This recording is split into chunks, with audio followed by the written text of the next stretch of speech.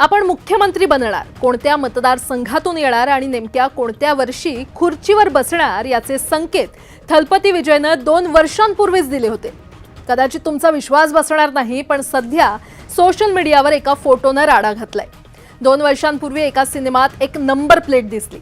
लोकांनी त्याला फक्त एक फिल्मी सीन समजलं, पण आज तीच नंबर प्लेट तामिळनाडूच्या राजकारणाचं भविष्य ठरवते।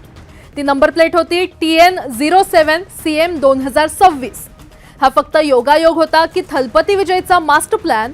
एक्झिट पोल्स फेल झालेत, मोठमोठ्या राजकीय धुरंधरांचे अंदाज चुकलेत आणि विजय किंग ठरला। पण हे सगळं विजयनं आधीच ठरवलेलं? काय आहे या नंबर प्लेटचं गुपित आणि विजयनं हे कसं करून दाखवलं, त्याचा सविस्तर आढावा घेणारा हा व्हिडिओ। तर मंडळी, त्याचं झालं असं की 2024 साली विजयचा एक चित्रपट रिलीज झाला। चित्रपटाचं नाव होतं द गोट, म्हणजेच the greatest of all time. आता विजयच्या चाहत्यांसाठी तो फक्त एक सिनेमा होता, पण त्यातील एका सीननं आज सोशल मीडियावर वादळ आणले। त्या सीनमध्ये विजयकडे एक कार असते आणि त्या कारचा नंबर असतो TN07 CM 2026। आता तुम्ही म्हणाल, या नंबरमध्ये काय दडलंय? तर आता नीट लक्ष देऊन ऐका। TN07 हा तो RTO कोड आहे जो विजयच्या स्वतःच्या निलांगरे भागाचा आहे।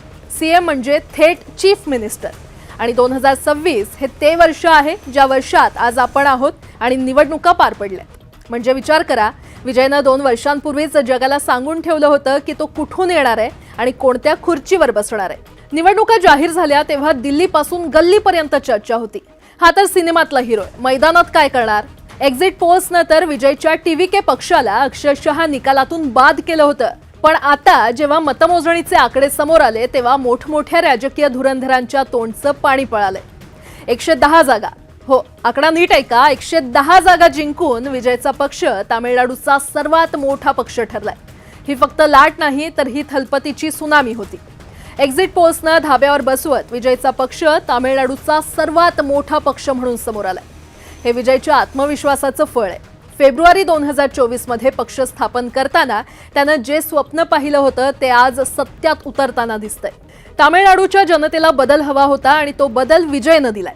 जे ठरवलं ते करून दाखवलं, ही भावना आज प्रत्येक चाहत्याच्या मनात आहे। सोशल मीडियावर एकच चर्चा आहे, विजय हा खरा गोट आहे। त्याच्या स्क्रिप्टिंग पासून ते त्याच्या ग्राउंड वर्क पर्यंत प्रत्येक गोष्टीत एक विजन होतं।